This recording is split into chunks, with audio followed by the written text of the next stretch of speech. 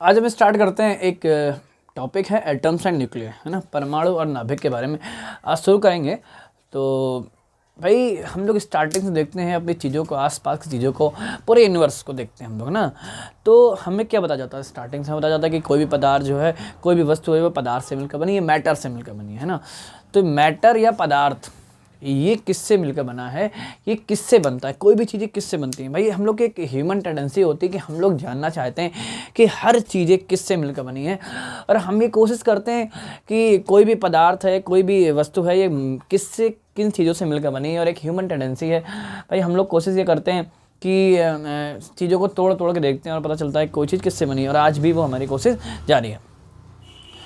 तो स्टार्टिंग की अगर बात करें कि पदार्थ किससे बना है, अच्छा एक चीज़ और है भाई, हम लोग को दिखता है कि पूरा जो ब्रह्मांड है वो पदार्थ से मिलकर बना है, लेकिन हम आपकी जानकारी के लिए बता दें कि इस पूरे ब्रह्मांड का केवल 5% भाग ही पदार्थ या मैटर से बना होता है। बाकी 95% भाग किससे बना है, डार्क मैटर से या डार्क एनर्जी से। इसके बारे में अभी रिसर्च बाकी है ना, उसके बारे में अभी हम कुछ बोल नहीं सकते, रिसर्च बाकी है भाई। बाकी केवल हम ब्रह्मांड के पूरे यूनिवर्स के 5% भाग के बारे में भी हम जानते हैं, 95% भाग के बारे में नहीं जानते, ऐसा साइंटिस्टों का मानना है।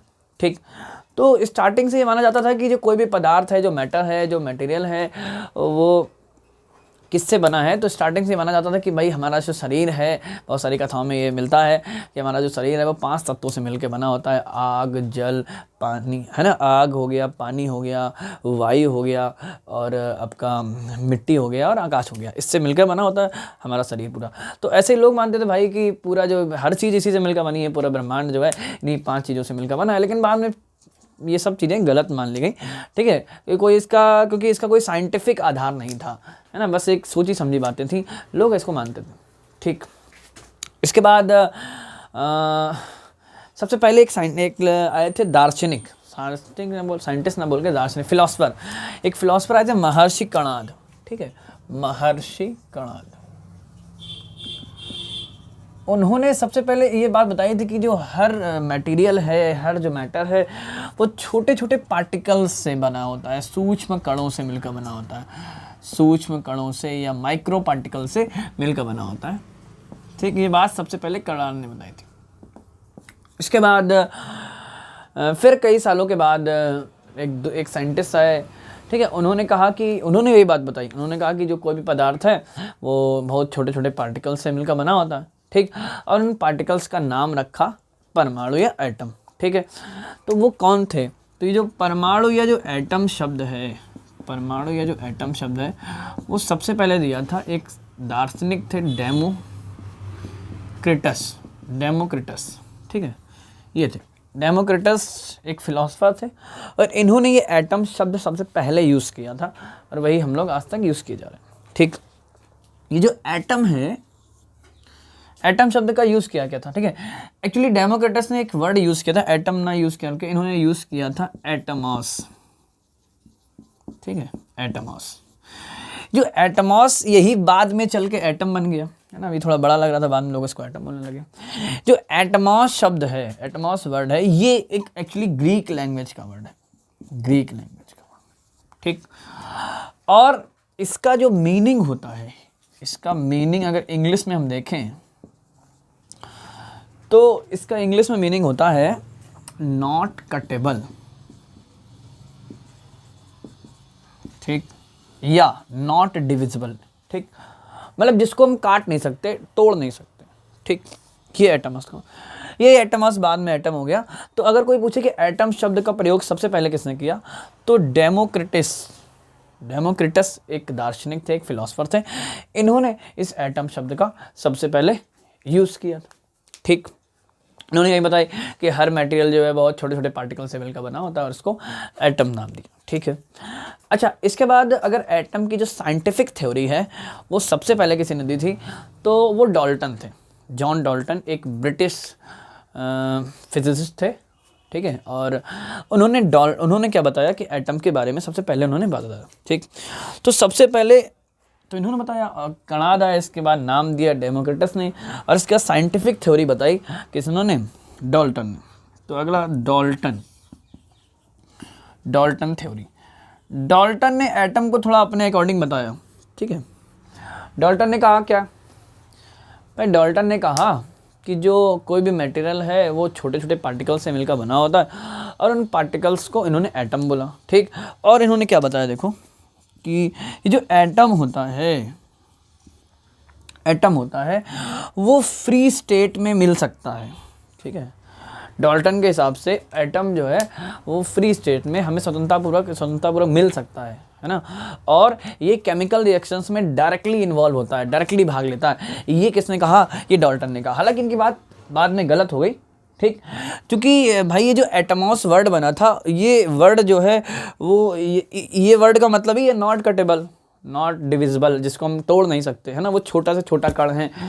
तो इसी हिसाब से डाल्टन ने बता दिया कि जो कोई भी पदार्थ है वो उसका जो सबसे छोटा से छोटा कण है जिसको हम तोड़ नहीं सकते, वो अविभाज्य है, इनडिविजिबल है, और ये केमिकल रिएक्शंस में डायरेक्ट पार्टिसिपेट करता है, ठीक है। और ये सब इन्होंने बातें बताई, ठीक। लेकिन इनकी बातें खैर बाद में गलत हो गई, ठीक है। तो लेकिन सबसे पहले एटम की एक साइंटिफिक थ्योरी जो है वो डाल्टन ने दी थी, ठीक। अब सवाल ये है कि भाई ये डाल्टन ने बता दिया, ठीक। तो अब जो एक्चुअल में इस टाइम एटम की सही डेफिनेशन क्या है, एटम क्या है रियल में, ठीक है। तो एक्चुअल में अगर हम एटम की इस टाइम की सही बात करें तो एटम क्या है? एटम एक्चुअली क्या है? किसी मैटर की फंडामेंटल यूनिट है, फंडामेंटल यूनिट, मूल इकाई। मतलब कोई भी मटेरियल जो है वो इन्हीं एटम से मिलकर बना होता है। जैसे कोई दीवार है, अब दीवार किससे बनी होती है? ईंटों से बनी होती है ना। जैसे चार्ज है, चार्ज किससे बना होता है? इलेक्ट्रॉन के चार्ज से। इलेक्ट्रॉन की फंडामेंटल यूनिट क्या होती है? Charge of electron. बिल्कुल इसी तरह से कोई भी मटेरियल जो है वो एटम से मिलकर बना होता है। उसकी फंडामेंटल यूनिट क्या होती है? किसी भी मैटर की जो फंडामेंटल यूनिट है वो एटम होती है, ठीक। एटम बहुत छोटा पार्टिकल होता है, बहुत सूक्ष्म छोटा कण होता है, और क्या बोलते हैं, ये जो है स्वतंत्र अवस्था में फ्री रह सकता है कि नहीं रह सकता? तो जो एटम है वो फ्री हो सकता है, लेकिन वो स्टेबल नहीं होगा, अनस्टेबल होगा। मतलब अगर एक फ्री एटम होगा तो तुरंत वो आपस में कंबाइन होके एटम कंबाइन होके एक मॉलिक्यूल बना देता है, ठीक है। तो एटम जो है वो फ्री स्टेट में स्टेबल नहीं रह सकता। फ्री स्टेट में हो सकता है लेकिन स्टेबल नहीं हो सकता। ये स्टेबल रहे ऐसा नहीं, ठीक। आप समझ रहे हो? मतलब वो हमेशा फ्री रहे, हमेशा एक अकेला सिंगल एटम बना रहे, ऐसा नहीं होता। वो एटम किसी दूसरे एटम से कंबाइन होके एक नया बनाता है, पार्टिकल आपस में मिल जाता है, वो मॉलिक्यूल बनाता है, ठीक है।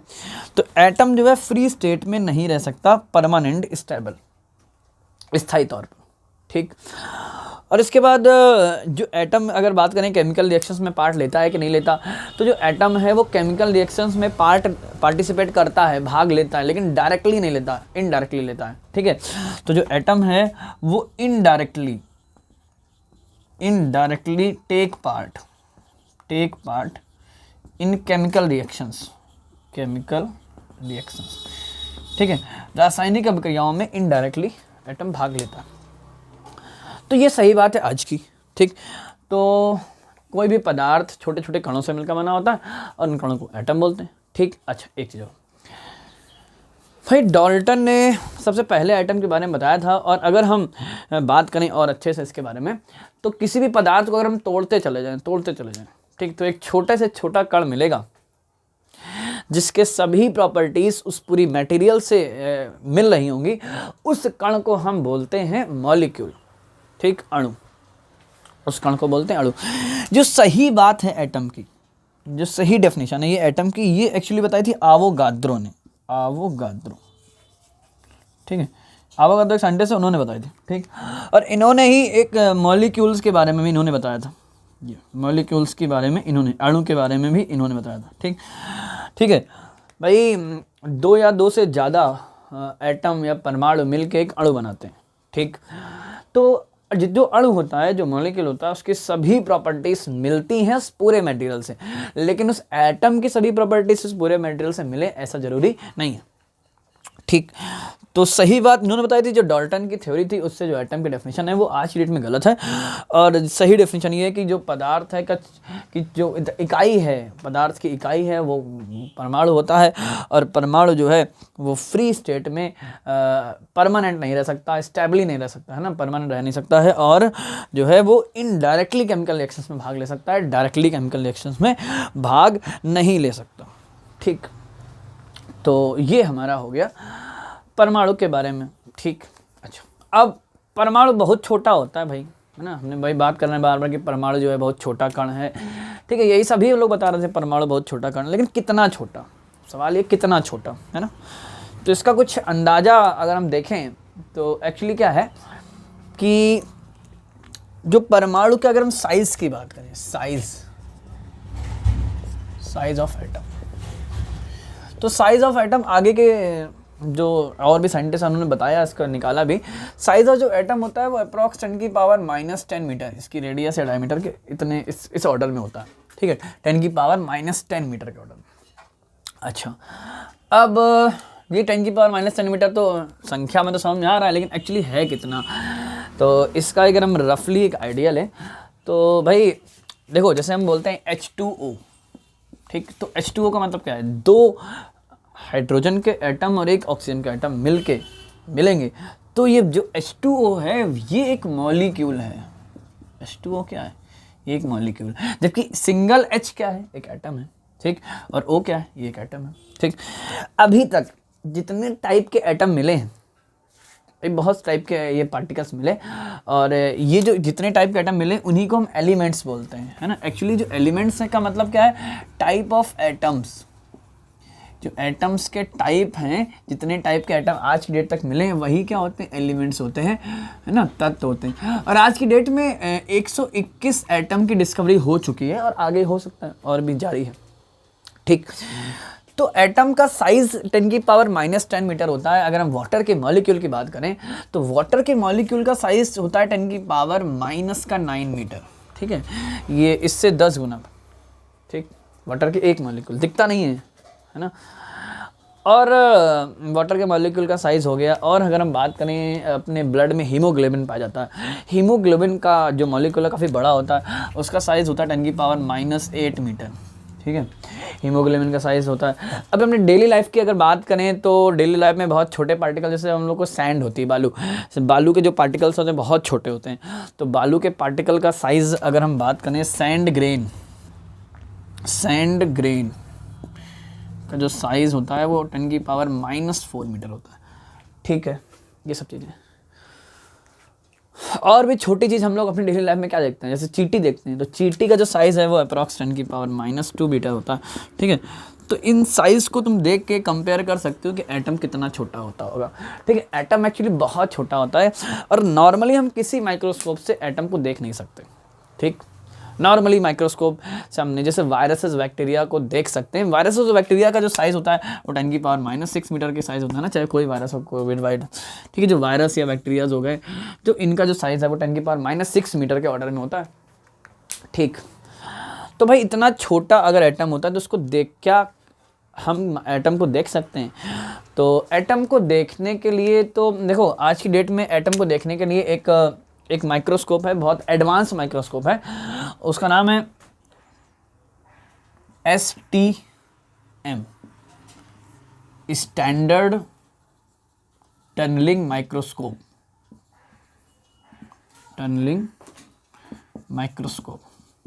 ठीक है, ये बिल्कुल एडवांस माइक्रोस्कोप है और इस माइक्रोस्कोप के द्वारा हम एटम को देख सकते हैं। भाई एटम को देख सकते हैं, केवल एटम के सरफेस को देख सकते हैं ना, बहुत एक छोटा सा पार्टिकल हमें एटम दिखता है। एटम के अंदर क्या है, एटम का स्ट्रक्चर कैसा है, एटम अंदर से कैसा है, ये हम आज भी नहीं देख सकते। ऐसा कोई माइक्रोस्कोप नहीं बना है जो हमें एटम के अंदर का स्ट्रक्चर दिखा दे। ठीक, अब हम लोग मानते हैं एटम के अंदर इलेक्ट्रॉन होते हैं, प्रोटॉन होते हैं, ये सब सोची समझी बातें हैं। एटम के अंदर हम देख ही नहीं सकते, आज तक ऐसा कोई माइक्रोस्कोप बना ही नहीं है। जैसे आगे हो सकता है बन जाए, लेकिन आज की डेट में ऐसा कोई माइक्रोस्कोप नहीं है जिससे हम एटम के अंदर की चीज़ें देख पाएँ। ठीक है, इलेक्ट्रॉन्स को, प्रोटॉन को हम एक्सपीरियंस कर सकते हैं, कुछ एक्सपेरिमेंट्स के द्वारा इनके रिजल्ट्स देख सकते हैं, लेकिन हम एक्चुअल इलेक्ट्रॉन को देख नहीं सकते किसी माइक्रोस्कोप से। ठीक। हाँ, एटम को हम देख सकते हैं, STM होता है स्टैंडर्ड टनलिंग माइक्रोस्कोप, उससे हम एटम को देख सकते हैं।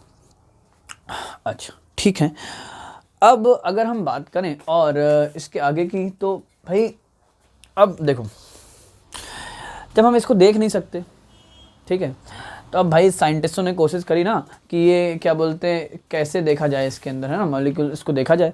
तो इसको देखने के लिए क्या हुआ, साइंटिस्टों ने अपनी थ्योरीज बनाना स्टार्ट करी, है ना, साइंटिस्टों ने अपनी थ्योरी। तो भाई साइंटिस्ट लोग जानना चाहते थे कि एटम अंदर से कैसा होता है, ठीक। भाई हमारी कोशिश रहती है कि हम हर चीज़ को जानना चाहते हैं, ठीक है, एक ह्यूमन टेंडेंसी होती है कि हम सोचते हैं हर चीज़ किससे मिलकर बनी होती है। भाई लोगों ने किसी मेटल को तोड़ना स्टार्ट किया, तो तोड़ते तोड़ते हमें सबसे छोटा एक पार्टिकल मिला जिसका नाम हमने एटम रखा, मॉलिक्यूल रखा, और पता चला ये पूरी दुनिया मॉलिक्यूल से बनी है। अब मॉलिक्यूल्स का नंबर इतना ज़्यादा था, तो अब ये हुआ कि भाई हर मॉलिक्यूल के बारे में स्टडी कैसे किया जाए, तो मॉलिक्यूल को तोड़ा गया, हो गया। तो उससे पता चला कि भाई ये मॉलिक्यूल्स भी हैं जो कुछ छोटे छोटे और पार्टिकल से मिलकर बने हैं, उनका नाम एटम रखा गया। और आज की डेट में अप्रॉक्स 121 टाइप के एटम हमें मिलते हैं। अब ये हुआ ना कि भाई ये 121 भी क्यों है, इनको भी देखो ये किससे मिलकर बना। तो जब इनको और तोड़ा गया तो पता चला कि और छोटे छोटे पार्टिकल्स, इलेक्ट्रॉन, प्रोटॉन, न्यूट्रॉन से मिलकर बने हैं, ठीक है। ये सब मूल फंडामेंटल पार्टिकल्स हैं।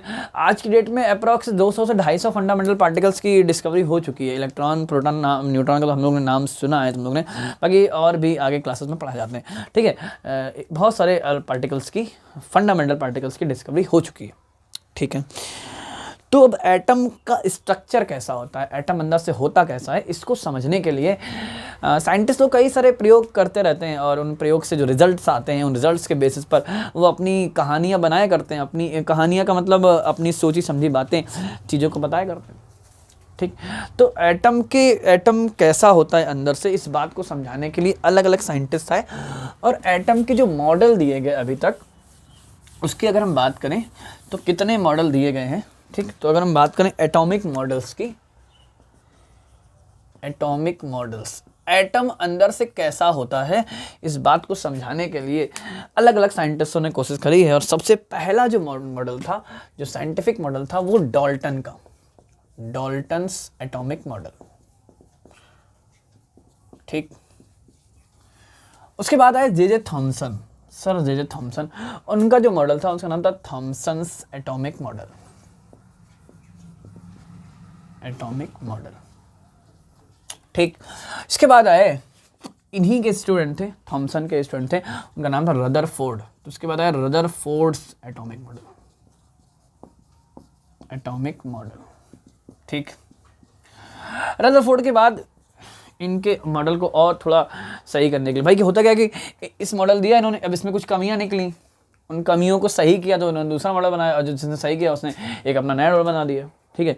तो इसमें कुछ कमियां नहीं, इनको दूर किया गया थॉमसन ने। फिर थॉमसन ने कुछ एक्सपेरिमेंट, थॉमसन के मॉडल को दूर करने के लिए थॉमसन के स्टूडेंट थे, उनका नाम था रदरफोर्ड, उन्होंने कुछ एक्सपेरिमेंट करे, बड़ा फेमस एक्सपेरिमेंट है अल्फा पार्टिकल स्कैटरिंग एक्सपेरिमेंट। उससे पता चला कि भाई इनका मॉडल गलत है, और इन्होंने एक अपना नया मॉडल बताया, तो वो हुआ रदरफोर्ड का एटॉमिक मॉडल। अब रदरफोर्ड के मॉडल की कुछ कमियां थी, उनको दूर किया बोहर्स ने, और उन्होंने अपना एक नया मॉडल बनाया, तो वो था बोहर्स एटॉमिक मॉडल, है ना, बोहर्स एटॉमिक मॉडल। ऐसे इसके बाद एक और आया, सोमरफील्ड आया साइंटिस्ट, उनका नाम, उनका सोमरफील्ड्स एटॉमिक मॉडल, सोमरफील्ड्स एटॉमिक मॉडल, ठीक। इसके बाद एक और है, ठीक है, एक मॉडल आया, उसका नाम है एटम का vector atomic model, vector atomic model. और इसके बाद जो सबसे लास्ट में प्रेजेंटली चल रहा है वो क्या है, वो है electron cloud model, electron cloud model, ठीक है, या इसी को हम एटम का क्वांटम मॉडल भी बोलते हैं, क्वांटम मॉडल, ठीक। तो अभी तक इतने मॉडल आए हैं, लास्ट में ये अभी मॉडल है, ठीक है। तो इन मॉडल में कुछ कमियां होती हैं। अच्छा, मॉडल का मतलब साइंटिस्टों की सोची समझी बातें हैं, साइंटिस्ट को पता कुछ नहीं होता, सब कुछ एक्सपेरिमेंट करके जो रिजल्ट आते हैं उन्हीं के बेसिस पर अपनी थ्योरी बनाया करते, दिमाग की बातें, ठीक है। वो चीज़ हम लोगों को मानना पड़ता है, क्योंकि होता क्या है ना कि भाई कोई एक बता रहा था तो उसकी बात मानेंगे, क्योंकि उसकी बात को कोई गलत करेगा तो बात अलग है, जब तक उसकी बात गलत नहीं हो जब तक उसकी बात सही मानी जाएगी ना। तो इस तरह से ये अभी तक इतने मॉडल दिए गए हैं, और आज की डेट में प्रेजेंटली करेंटली इस मॉडल को माना जाता है इलेक्ट्रॉन का क्लाउड मॉडल, ठीक है। तो अब हमें इस पूरे चैप्टर में, इस पूरी यूनिट में यही सब पढ़ना है। अलग अलग मॉडल आए, उन्होंने क्या क्या बताया, पूरी मतलब लाइन से पढ़ते जाना है, ठीक है। ये है एटम के बारे में। तो आज भी हो सकता है आगे और मॉडल आ जाए, है ना, क्योंकि भाई सिंपल सी बात है कि जब एटम को किसी ने देखा नहीं है, एटम में ऐसा कोई माइक्रोस्कोप बना ही नहीं है, तो सब साइंटिस्ट लोग अपने मन की बातें बता रहे हैं, सोची समझी बातें बता रहे हैं, और वो सोची समझी बातें गलत भी हो सकती हैं, है ना, क्योंकि अगर जब तक किसी ने देखा होता तो बातें बिल्कुल सही होती है एग्जैक्टली। तो इसलिए सब मॉडल आते जा रहे हैं, साइंटिस्ट लोग अपने अपने एक्सपेरिमेंट करके नए नए मॉडल बनाए करते हैं, ठीक। अब अगर हम बात करें सबसे पहले मॉडल की, तो सबसे पहला जो मॉडल है वही डाल्टन ने बताया, है ना, सबसे पुरानी बात, ठीक है। तो उसकी अगर हम बात करें डाल्टन के मॉडल की, तो देखते सबसे पहले अगर हम बात करें डाल्टन के मॉडल की, तो डाल्टन ने क्या बताया, देखो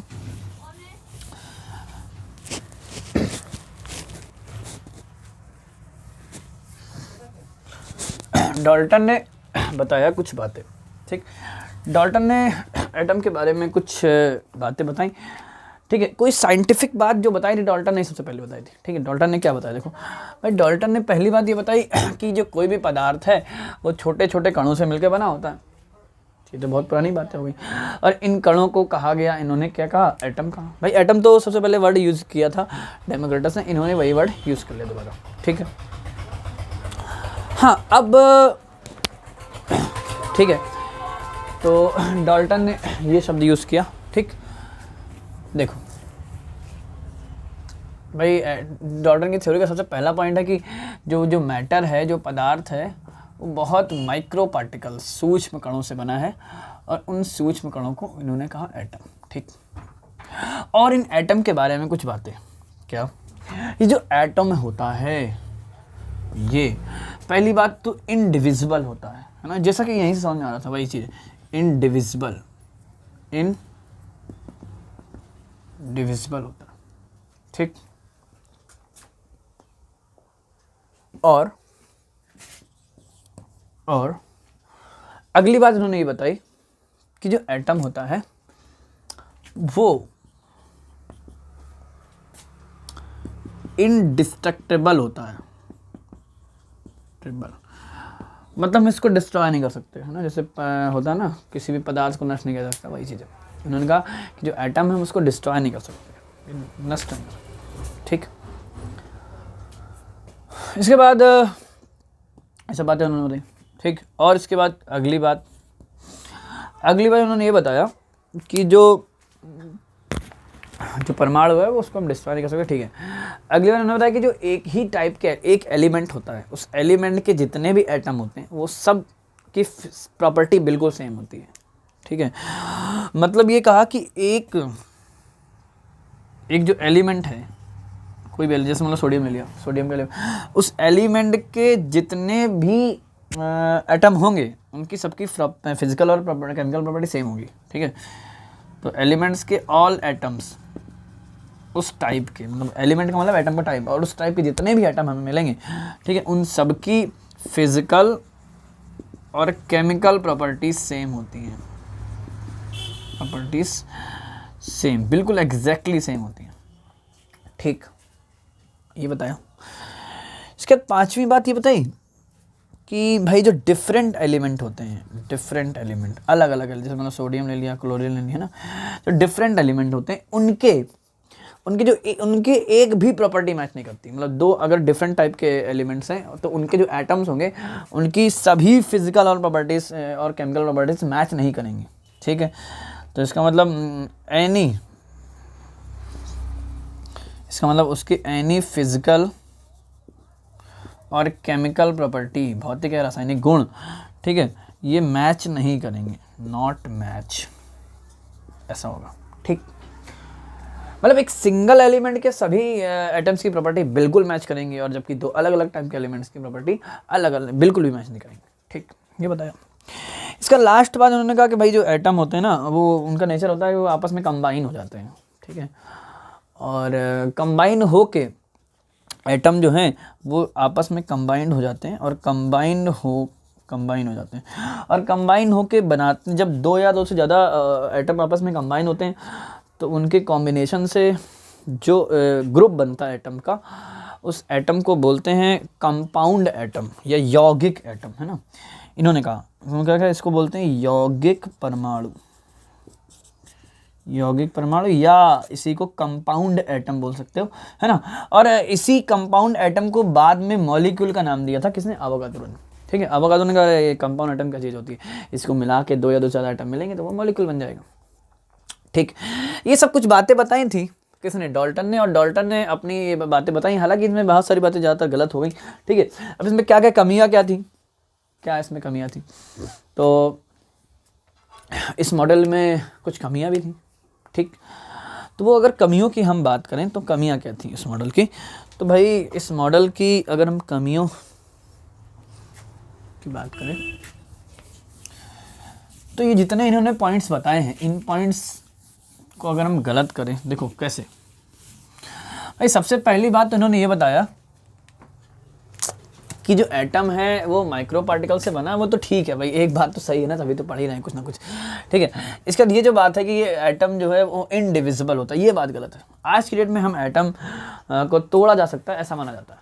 ठीक, एटम को तोड़ के इलेक्ट्रॉन प्रोटॉन न्यूट्रॉन तोड़ा जा सकता है, भले वो दिखेंगे ना, बात अलग है। ठीक है, लेकिन एटम को तोड़ा जा सकता है, इसलिए बात सही नहीं है आज की डेट में। ठीक, जो एटम है वो डिविजिबल है। ठीक है, इसके बाद अगर हम बात करें, इन्होंने ये बताया कि जो एटम है वो अनडिस्ट्रक्टेबल है, मतलब अविनाशी है। अविनाशी मतलब इसको विनाश नहीं किया, इसको हम ख़त्म नहीं कर सकते। ठीक, ये भी बात गलत हो गई। ठीक, ये बात गलत कैसे हो गई भाई? ये बात गलत ऐसे हो गई कि जब आइंस्टीन की थ्योरी ऑफ रिलेटिविटी आई, उसके हिसाब से कि हम पदार्थ को ही नष्ट कर सकते हैं, पदार्थ नष्ट हो जाएगा तो अणु परमाणु नष्ट हो जाएगा, है ना। तो इसका मतलब ये भी बात गलत है, ये भी नष्ट हो सकता है, परमाणु भी नष्ट हो सकता है, और परमाणु नष्ट हो सकता है और वो ऊर्जा में कन्वर्ट हो जाएगा आइंस्टीन थ्योरी ऑफ रिलेटिविटी के हिसाब से। ठीक है, वो किस में कन्वर्ट होगा? एनर्जी में। ठीक है, तो ये भी बात गलत हो गई। ठीक है, इसके बाद इन्होंने कहा यार डिफरेंट, इन्होंने कहा कि अगर एक ही टाइप का एटम है, एक ही टाइप का एटम, तो सभी की फिजिकल और केमिकल प्रॉपर्टी सेम होंगी। जबकि जब डिस्कवरी हुई आइसोटोप्स की, समस्थानिकों की, तो समस्थानिकों की खोज के बाद ये पता चला कि भाई एक ही टाइप के एटम में भी अलग अलग टाइप के एटम हो सकते हैं। एक ही क्या बोलते हैं, पीरियोडिक टेबल में एक ही स्थान पर 2 एटम होंगे और उनकी प्रॉपर्टीज़ डिफरेंट हो सकती हैं, है ना। जैसे 1H1 और 1S2, ये सब है ना, 1S3 हाइड्रोजन के समस्थानिक हैं, आइसोटोप्स हैं। तो ये हैं एक ही टाइप के एटम, लेकिन इनकी भी फिजिकल या केमिकल प्रॉपर्टीज सेम हो, अलग अलग हो सकती हैं। तो जब आइसोटोप्स की डिस्कवरी हो गई तो इनकी ये भी बात गलत हो गई। इसके बाद ये बात गलत, इसका एक लास्ट ये जो कहा कि जो डिफरेंट एटम हैं, जो एलिमेंट्स हैं, उनकी कोई भी प्रॉपर्टी सेम नहीं हो सकती। तो भाई जब आइसोबार्स की खोज हुई, समभारिकों की खोज हुई, तो ये बात गलत। जैसे आर्गन की बात करें, कैल्शियम का होता है 20-40 और आर्गन की बात करें तो 18-40, है ना। तो अब इसमें क्या है कि दोनों आइसोबार्स हैं और इनकी जो एटॉमिक मास नंबर है दोनों का सेम होता है, तो ये दोनों अलग अलग एलिमेंट्स हैं, उनकी एक प्रॉपर्टी सेम हो गई, तो कुल मिला के ये भी बात गलत हो गई। ठीक, तो इस तरह से अगर हम देखें ये बात, ठीक है। और ये जो लास्ट वाली बात थी वो तो गलत ही है। वो तो गलत क्या, वो यौगिक का नाम ही नहीं था, है ना। यौगिक को इन्होंने क्या नाम दे दिया, इसी को नाम इन्होंने दे दिया अणु। ठीक, खैर, तो ये सब थोड़ा एटम्स के बारे में बेसिक बातें थी। भाई एटम बहुत छोटा होता है, ये हमने बताया। ठीक, अब एटम इतना छोटा होता है तो अब इसको देखें कैसे? ठीक, तो हमने कहा इसको देखने के लिए एक माइक्रोस्कोप बताया। ठीक, और एक चीज़ हम और बता दें कि एटम को देख सकते हैं कि नहीं। एक रफली आइडिया दें, तो एक रफली अगर आइडिया दें एटम कितना छोटा होता है, तो एक जो पेपर पिन होता है, पेपर पिन जो होता है ना, ये यार पकड़ने वाले पेपर में लगाते हैं, उस पेपर पिन की जो टिप होती है, इस टिप में अप्रॉक्स उतने एटम होते हैं जितने की पूरी दुनिया में लोग रहते हैं, मतलब भाई 7 अरब के करीब, है ना, 6-7 अरब के करीब। तुम सोच सकते हो कि एक एटम कितना छोटा होता होगा। ठीक, तो इतना छोटा एटम होता है। ठीक है, तो इस तरह से ये हमने कुछ बेसिक बातें बताई हैं एटम के बारे में। ठीक है, तो ठीक है, बाकी की बातें आगे होंगी।